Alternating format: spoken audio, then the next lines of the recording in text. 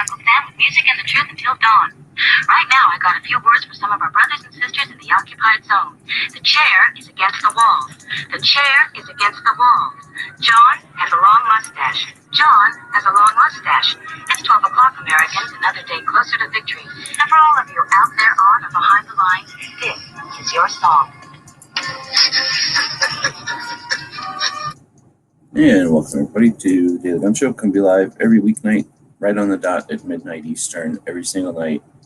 And we talk about guns for an hour. So here we are, right on the dot, midnight exactly. And this is when we start the show every weeknight. So if anybody's out there and wants to chat, we feel an obligation to force this show on the world every night. So that's what it's here for. We'll drop a link out there, because it's all about conversation and having a place to get together and chat about guns and not whatever programming they want you to be programmed with, I guess. So anyway, I'm sick of watching Instagram over here. I will quit. And why can't I clear this out? I wonder. It's probably the cable company yelling at me. So I will put the phone down and we'll see if anybody joins us tonight. Yeah, we technically are a couple minutes late tonight, and that's because of they're trying to keep this show off the air. They sent some sort of sleeping gas over here, put me out, put me to sleep, trying to make me miss the show. So luckily, Puppy came in, cracked the window, and all that sleeping gas went out the window, and then enough fresh air came in that I was able to wake up and then start the show on time, save the planet. Big consequences if we don't do this show every night. Don't want to talk about it, don't want to scare anybody, but yeah, it's a good thing you're watching, because otherwise there could be significant consequences throughout multiple particle horizons. So this isn't just consequences for this mathematical universe, but quite a few other that use this, at least these are mathematical constants. But we're here and we've saved, galaxy, the universe, or whatever again. So now that we've gotten here, we'll talk about guns or whatever. Yeah, exactly. A lot of people try to teach their dogs how to do stuff like that, and they just can't do it. This dog, she's already mellow all the time, so sleeping gas doesn't affect her. She's sleeping right now, though. So when did I start this show? 3 minutes and 12 seconds ago. 3 minutes and 30 seconds ago, she was outside peeing. So it takes her about 3 minutes and 25 seconds from actual peeing outside to being back asleep inside. She doesn't waste a lot of time worrying about whether or not it's appropriate to go to sleep right after you peed or not. She's just right back asleep. Very difficult for her saving the planet. So she's tired and she wants to go sleep. Yeah, I guess, whatever. I don't have to do anything. Let's see if, go to screen sharing so I don't leak any secrets. We'll go see if Angelina finally got what's coming to her or not. Turns out I didn't write the address on there or whatever. She wants an complete address written out on there. And I didn't do that. So we're going to see if the post office can figure shit out. Or what are they doing? The shipment has been rescheduled. What's it say? Return to post office for verification on the 19th. Yeah, so I don't know what they're doing. I imagine it's going to eventually come back to me. I figured out on here also, I'd sent something to Matt, who Never Enough Ammo is. That guy's name is Matt. I sent something to him on September 3rd, and it's due to be returned to me because I forgot his effing house number or whatever it is. He lives in this gated community, and you have to put the region of the gated community on there for him. Otherwise, his people up front don't accept it. So, I sent that to him on the 3rd, and I don't even know where that is. That's scheduled to be sent back to me, whatever the hell that means. So that's a lot of value. That's a stack of cash. You know how much money I got to give that guy each month? And he expects it in cash. So that's a big stack of cash in an envelope just sitting there at the post office because they refuse to ship it. But Barbecue jumped in. Good evening. How's it going? Like I say, struggling with the powers that be trying to keep me off the air. Otherwise, good. How about you? Doing all right. Sounds like you're having post office issues too. What? Said it sounds like you're having post office issues too.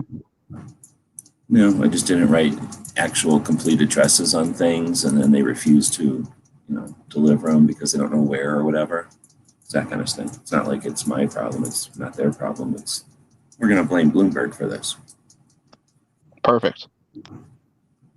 But anyway, I wanted to chat about some shit that you got, but Angelina ain't got hers, so that would be like going up in front of some little girl on Christmas and talking about her Christmas presents in front of her before she got a chance to open them. I don't want to do that. It's mean, so I won't do that, I guess. Exactly. You can just send that stack of cash to me. No, I don't have it. It's just sitting there in return mail. Plus, that means I just got to return it back to him. And then if I don't give it back to him quickly, like he'll want his VIG back. I gotta get him the VIG every month. He said he's real big on saying I gotta get him the VIG. So I'm probably just gonna owe him even more in sort of interest on that whole thing. Never borrow money from people that say they can never get enough ammo. It's always a bad system. I was like, let me just borrow a couple $100,000 for a few weeks. I'll get it back to you once this deal goes through. And he's like, yeah, no problem. Here, sign this. Don't sign it. Don't do that. 300% interest rate is awful. Well, he's used to the YouTube money multiplier. So he spends a few $100,000 on his channel, and then he makes like $250,000 or whatever. So for him, he's used to being able to just pull $10 or $15 million out of the internet, just be, talking about the news or saying what movies he's seen or whatever. The rest of us ain't at that level yet. That's probably why he skipped hasty headlines today. He's like, don't need to do it today. I'm rolling in dough. He could care less about the little people. He just does what makes him money. He probably didn't even remember today was a day. He probably thought it was not even a day.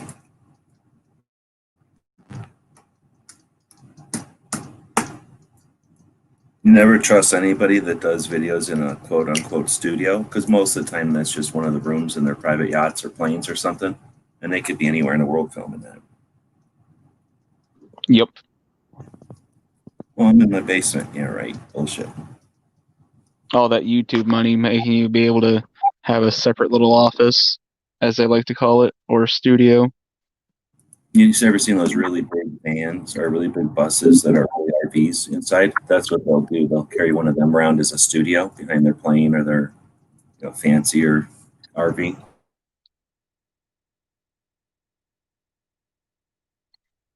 Yeah, that'd be pretty nice. One day I'll get to be that rich. I'm just in my YouTube infancy still.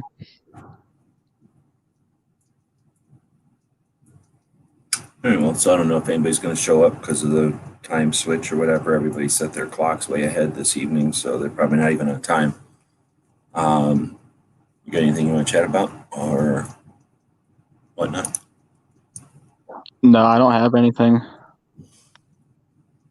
I'm going to keep looking around, doing my normal thing when I turn on the computer, see what everybody's saying. Looks like tomorrow I should be getting the last 2 patches, so it might even, depending on when they show up, I might be shipping tomorrow already. Oh, that'd be awesome. Yeah. It's one of the reasons I decided to take a nap after, I think I was on Crump earlier, and then he woke me up. I was sleeping, and then he's like, hey, I want to do my show in the middle of the day. I'm like, yeah, I guess, let's do it. So the show was at 2 in the afternoon or something. I thought it was, for some reason I thought it was at 5 my time, but it was at 5 his time, which makes it 2 in the afternoon my time. So anyway, I just happened to be sitting there when he texted me. He's like, hey, the show's today, right now. Oh, crap. So we did his show. And then I'm like, now what do I do? Because I'm not normally awake at 2 in the afternoon. So I just went back to sleep. So, now I'm at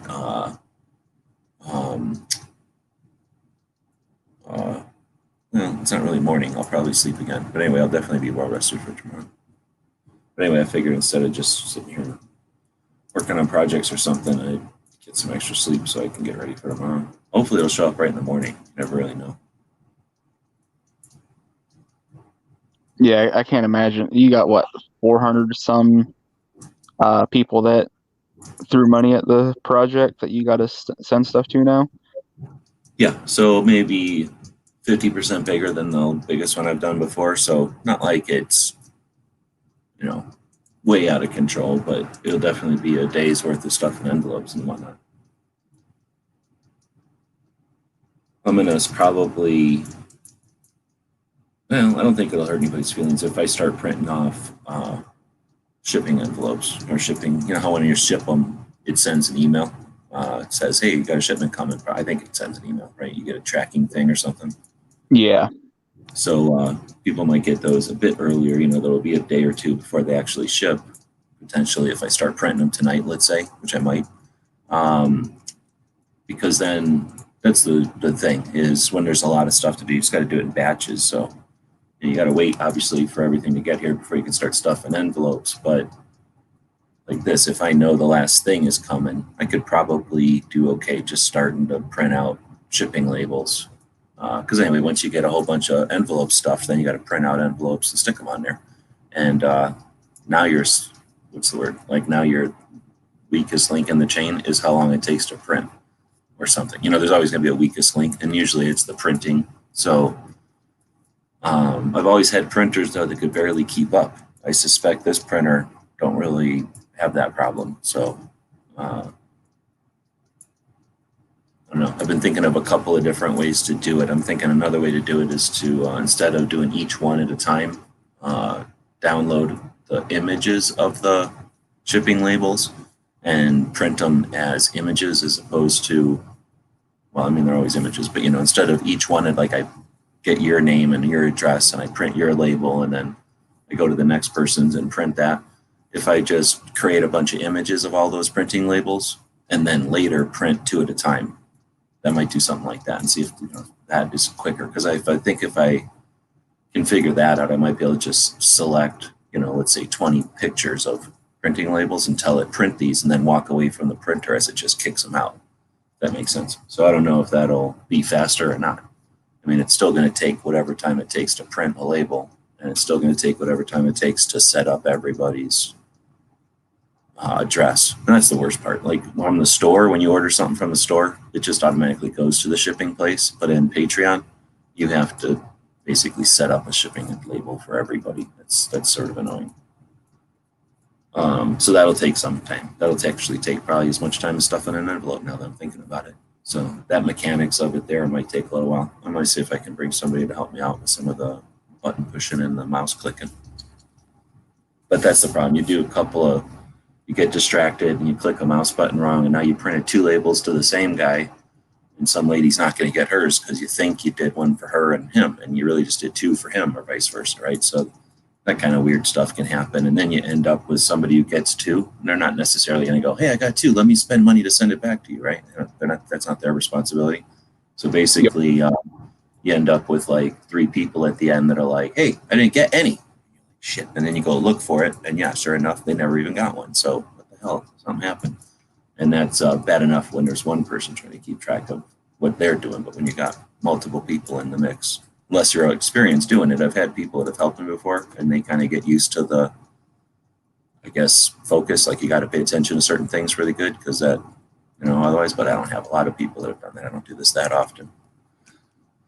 And you usually got to feed them or do something to make them happy to hang out and work for nothing. And I don't know if I got all the time to do that either. So anyway, well, these things will probably be out this week. Now I'm thinking it can't take more than a couple of days to get these things out. Well, if you can convince them to come to Pennsylvania, I'll feed them for you. But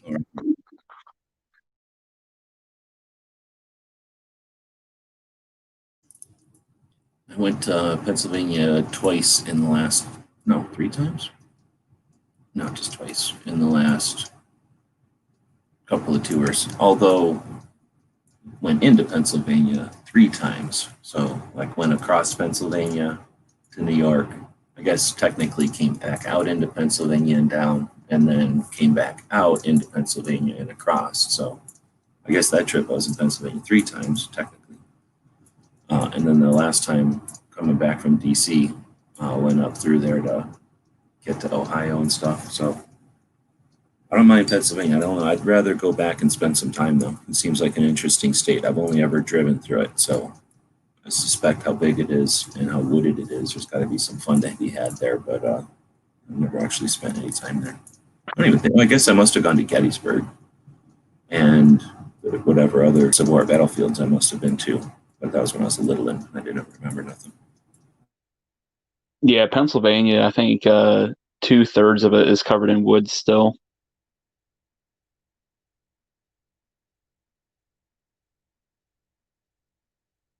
It's almost like Minnesota in a way. Seems like it to me, but you probably got 1/3 of the lakes or something, so it's not exactly the same. Sure. But you also have, well, Minnesota's got whatever, Lake Superior, but whatever, that's a giant lake. Y'all have lakes that you're next to and rivers. Is there a river on the south side of Pennsylvania? Is that the south border, or is it just a fake border? Just drawn on the line. No, I guess Virginia's got a curvy border. You just got a straight border. Yeah. But I think Ohio, Indiana, and Illinois are all weird looking, and the top of Kentucky is all because of that river. And that, I'm guessing that touches Pennsylvania. It doesn't just end in Ohio, does it? Yeah, no, that's the Ohio River, which goes all the way down to the Mississippi River. But the Ohio River actually starts in Pennsylvania. That's what I figured. If you ever heard of the Three River Stadium or anything, that's actually the stadium was built where the Allegheny, the Monongahela, and the Ohio River would all converge. Like where they all start from, or something. Well, or they come together and become Ohio. The Allegheny and the Monongahela rivers come together and become the Ohio River. Yeah, okay. And yeah, that's something, man, for some reason, no, I don't think I've ever been there. For some reason, I must have studied that or done something there, though, I think. Or not done something there, but done something like about that or something, because I do remember more about that than I should for never lived there or nothing. I'm looking at it on a map. What the hell am I looking at? Ugh. Am I on? No, I'm on a regular map. No, am I? Oh, I am on Google Map. They just changed Google Maps. I've been on this stupid, shitty maps for so long, I didn't realize they changed Google Maps out from under me. It looks different to me. So let's see. It must come up here, up here, up here. Oh, it's in Pittsburgh, huh? And all that happens?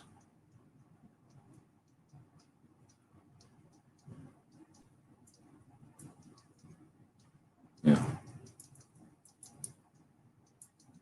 Okay. Yeah.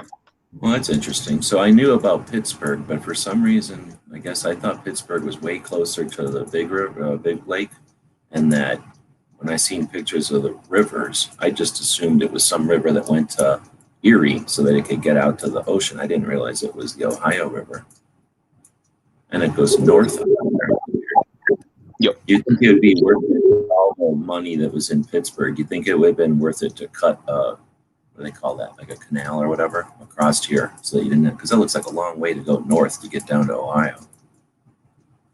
You know, if they're going to jag all that steel up here and all the way over here, you would think they would just cut a thing across with all the money that was in Pittsburgh. I mean, that's a lot of money in Pittsburgh. Making all, that was like all the steel for everything, like every bridge, every building. Yep. All that money here, right? There must be. There's no way. There's actually a lot of steel mills in Cleveland also, though. I never heard of Cleveland. Oh, Cleveland? Yeah, I guess I could. I never heard of Cleveland. Yeah. No, I don't think so. But yeah, it definitely wasn't the same as far as like Pittsburgh was. Pittsburgh obviously was like the mecca of the steel industry back in the day. They probably took everything out.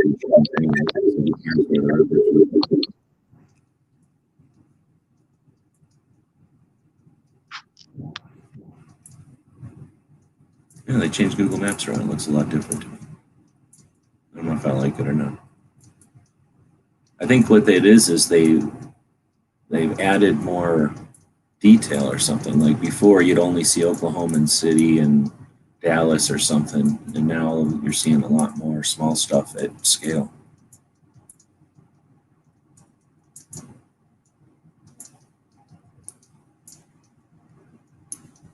All right, well, so that's a little bit of geography for the evening. Got Garrett out there dropping $5. Thank you for that. Appreciate it. Every $5 is like a lunch or something, so that's definitely appreciated.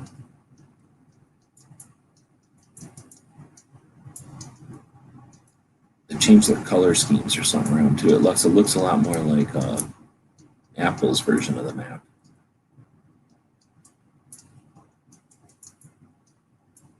I don't know why this stuff is white right here.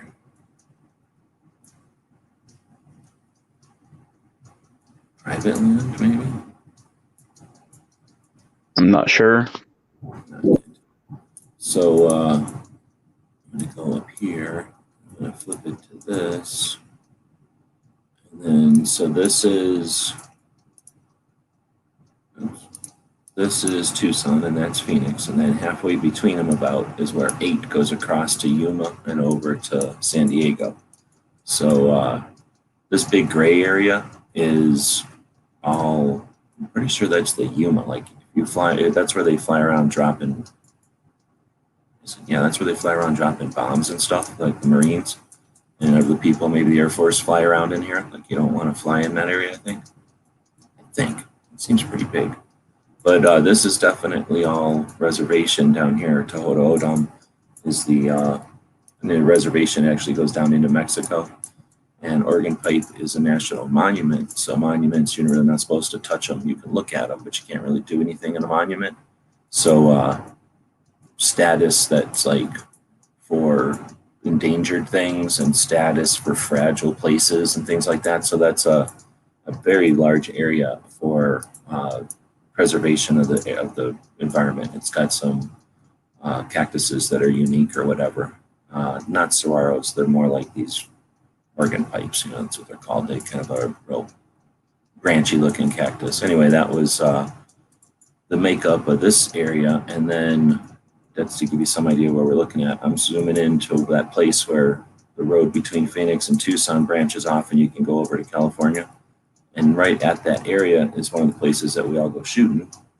There's a nice range right here cut into the side of this hill right here. So this is the public range that is looking better and better. Wow, it looks really nice. They really look like they did some berm improvements to it or something since this picture was taken at least. And you got this, when I first moved out here, you could just do whatever you wanted. You could just go out here and shoot, but they've added this fence here so that you can't drag like a dishwasher or a bunch of garbage downrange. You have to basically park over here and then go through just a couple of little holes in the fence so that you can go in there with like a wagon or a cart, but it's going to stop people from dropping trash down here.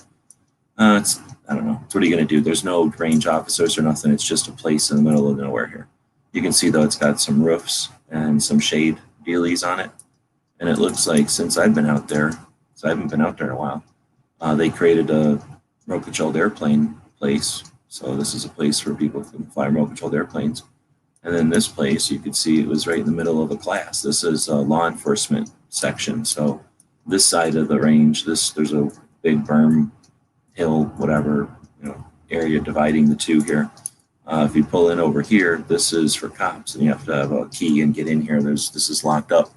But I've been in here more times than I've been over here for different classes and different events that do have access through the various law enforcements that have, many law enforcement departments have access to this, I think. So, like I say, I've attended lots of events at the shooting range. So they got a long range thing here on the north, and then this one. And if I'm able to zoom in, I guess I'm not. You'd know this range if you saw pictures from the ground. It's very distinguishable because of these concrete paths that they have. So when you see this range from the ground and the hill that's right here behind it that we shoot into, it's real easy to identify that range. Let's see. So if you go from both of those ranges just a little ways north, then you get to this giant shotgun facility out here. And this is when it was empty, basically, because this whole area will be full of campers and stuff, RVs, when they have some sort of actual event here. And it's not the most elaborate range in the world, but I would say of the dozens of times I've been out to the shooting range, I'd say maybe 40% of the time there's something massive going on here. So it's used quite a bit, actually. Anyway, so that's a place that I've been to lots of times, and you get to it by driving up this I-10 highway between Phoenix and Tucson and taking this left where this mountain is and going behind the mountain. But if you get lost and you don't go there, then you drive down this Route 8, and then if you just keep driving down Route 8 and you don't pay attention to what's going on, you just look around, it's very dangerous. Don't go drive around here. This is one of the most dangerous places in the country because of south of here is the, what do you call them? The reservation. But because of that, they have less military law enforcement than any place else. So cartels use the reservation as a expressway. You can get into not great situations hanging out up here and farting around and poking around where you're not supposed to. But I've poked around where I'm not supposed to plenty of times, and I'm trying to find a cool place that maybe they tore it down, which would suck butts. But there was this neat place out in the middle of nowhere. Nobody ever knew what it was, and I think I'm way too far for it now. Well, it definitely can't be any further than this. And it's pretty much just south of the highway, so I'm just putting the highway at the top here and looking for it, and I guess I'm not going to find it. Pony Passion, that sounds creepy and weird.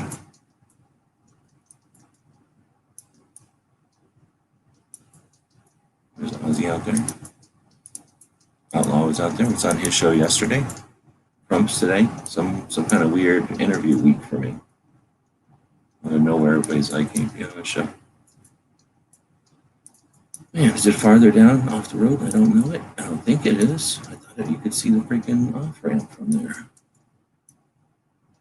I feel like this should be it, but this is some sort of a gas place, and that looks way older, so there's no way it's that. Oh, here it is. Okay, I found it. So at least farther south than I thought. So let's see, go back to the big map, and you got Phoenix down here, or Phoenix up there, Tucson down here, and just about halfway in between. It used to be halfway in between, but Phoenix keeps growing, so Phoenix keeps being greedy and taking more and more of the desert. But back when Phoenix was littler, this was way closer to being right in the middle. Anyway, so then you go up and around this little hill, because this is the hill. I'm going to flip it back. There's the hill. You come around that little hill and down a ways. And like I say, if you don't go right back up under the hill to these ranges, let's see how far the range is. I guess I'm thinking of the range. So not even as far south as the range. If you go down to this one and go south, you get to this little weird thing. It looks like they started smashing some of it for some reason, assholes. But it used to be these weird, like, I don't know what they are. You can see how the footprints are of this one. They almost look like seed pods or something. And they had they were concrete domes. Let's see if we can zoom around them. They're concrete domes that don't have any inside center supports at all. And back in the olden days, it was funner to go out here because people weren't assholes and didn't destroy everything as much. So you would just get graffiti and not destruction. But yeah, it looks like they poured them and then put some sort of foam on them and then some sort of stuff. And I think they were, I don't know, I've heard different stories, but they were like storage things for this or that, or they were going to be different types of living situations. Okay, so here's inside of one. And, oh man, now they're cracked and stuff. Back in the day, you couldn't see no light through them or nothing. They were just kind of fun little buildings out in the middle of nowhere. And if you didn't know about them, you didn't know about them. And they're far enough in the middle of nowhere that no one's, imagine now that the kids that don't have homes or something live in them or something. But back in the day, you could just go out there and, there was no possibility anybody was going to be out there. These are out in the middle of nowhere. That's kind of neat. Got some circles here for some reason. I feel like some kid was burning out doing donuts out here. Skyring out the desert.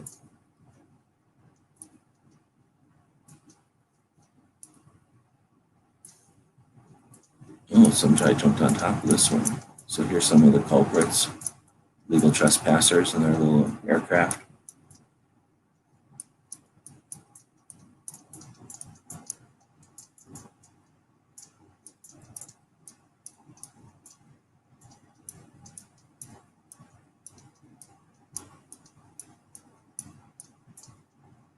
There's those mountains. Over here is probably the range. Tucson would be way over here somewhere.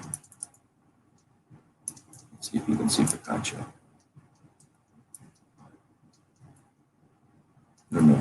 Tucson's over here behind these mountains though. Phoenix would be up here behind these hills. Like behind that hill right there that you can barely see is Phoenix. And then just like down this road right in front of us here, on the other side of all this, before these hills would be Casa Grande. But yeah, if you went this way, you'd be, those hills are all inside the reservation. So somewhere before these hills is the reservation. You got no business over there. And this is definitely one of the places. If you just stood around here being a dick, you could get shot and killed probably by a cartel just for being weird. And if, you know, especially if you dressed up like a border patrol guy, started asking questions, I bet you get shot.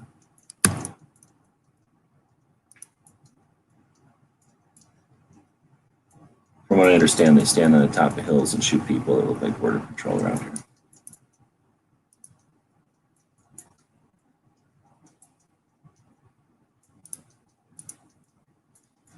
All right, well, there's a little bit of 30-minute show, and we didn't do nothing but look around at Phoenix, I guess, kind of. Oh, you know what we can also look at? So here's Phoenix and Tucson, and there's the place we were just looking at. But if you go between the place we were just looking at in Tucson, yeah, over here, well, almost the same place we were just looking at when we turned off over there, and then we flip it to this view, and now you're just looking at the desert, right? We're just looking at the desert and a shit ton of like stupid fields of cotton in the middle of nowhere for some reason. And then, let's see, there's an airport, obviously, right? Where are we going to find this thing?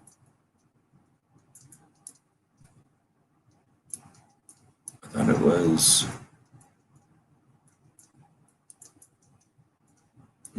maybe it's smaller than I thought. Let's see if we can see it from out here.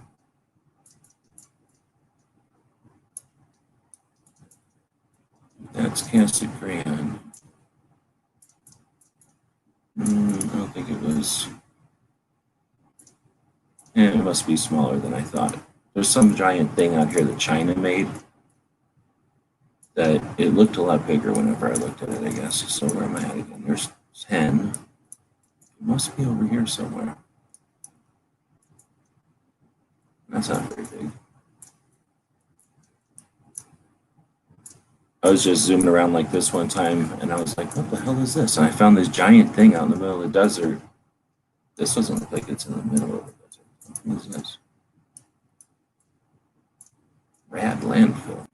What's this all about? Big square of different colored rock, bigger than a landfill? What's up with that? Why is there this giant area of different colored rock in the middle of the desert? That's almost a complete square. Interesting.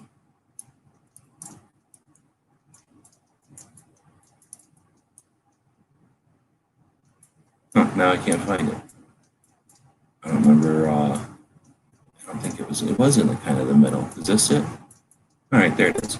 So I guess it's just in the middle of all these fields, but you can see it from this far away in space. So we were just looking at a thing over on the side of this hill over here, and that's how big a shooting range is, right? Like this is probably 100 yards. This is probably 200, I guess. No, 100 and something. So this is a pretty long, this is a decent sized outdoor shooting range, and it's that big. And then we're going to go over here. Where'd it go? To the middle of all these fields and stuff. So let's see, you go to 10. What was this exit? In-N-Out Burger. Is this 10? Yeah, 10. Oh, that's where the Cracker Barrel is. Okay, so if you go to where the Cracker Barrel is, and this is what it would look like from the ground if you drove around over here. So you're driving up to Phoenix and you're about halfway there, and then that's that hill that we're shooting behind right here. We're looking kind of southeast, and now we're looking towards Phoenix. And on the one side of the road is this place where there's like a giant movie theater. And on the other side of the road, it used to be a bunch of outlet malls, but that's Casa Grande town. So it turns out if you were to take that road and go to the right a little bit, no, this isn't right. There we go. If you were to take and exit, come on, why don't you give me north where it's supposed to be?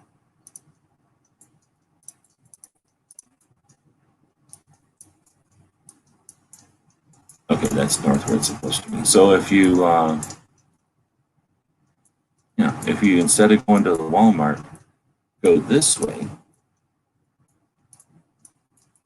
and then what is it, 1, 2, 3 miles, you get to this place. And I was like, what the hell is this? Look how big that thing is. So drive over here, and it's called Phoenix Mart, even though it's not even near Phoenix, right? And then you go up again and you look at this place, and it's not little. That's a giant building. This is a cornfield. Like, that's a giant dairy, and that's a building that's as big as an entire dairy. Here's like a whole shopping center, and here's a building that's bigger than the parking lot and the entire shopping center put together. Here's like a whole neighborhood, and here's this building that's as big as a neighborhood. So this is giant building, and I don't know how much of it you can jump into. Any of it? Oh, they're not going to let you jump in any of it, assholes. So if you go online, though, there's all kinds of people that have gone in here. Am I going to be able to do this? Not really. So they built it to be this giant mall, I guess, like giant city. It was going to be a giant city in the middle of nowhere, and it was all financed by China. This was a China situation. And I think it was one family, one Chinese family. And they paid somebody to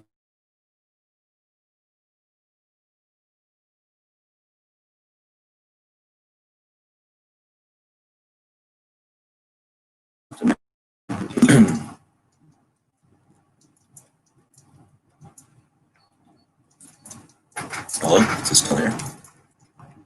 Okay. So, yeah, found that one time in the desert too.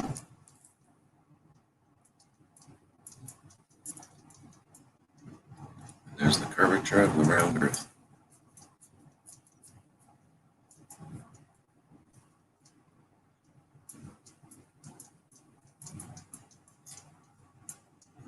This is what it would be like to take the space elevator from the Chinese city in Arizona into space. And you'd be like, oh, I'm in space now. Thank you, China. No, now I'm outside of the solar system. Thanks, China. And then you can zoom right back in. Get rid of this. Zoom right back in. Go right back to Arizona. Go back to where you came from, though. Over here.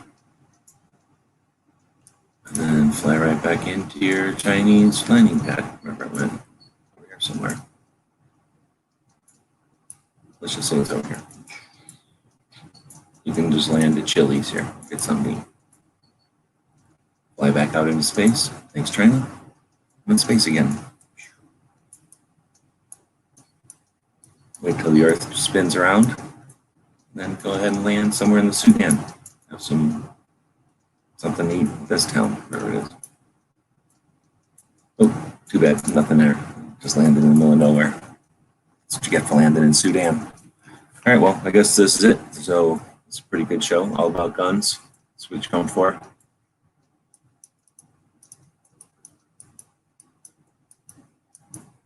There was people saying stuff. I was just ignoring them tonight. So I guess with that, we'll end it. We technically had a show. We showed them that they can't put us down, and that no matter what they do, we're still going to do a show, even if they send sleeping gas at us. No sleeping gas. All right. Well, so thanks again for showing up and being part of the show and giving it to me. It was always worth it because I got $5 off of Garrett.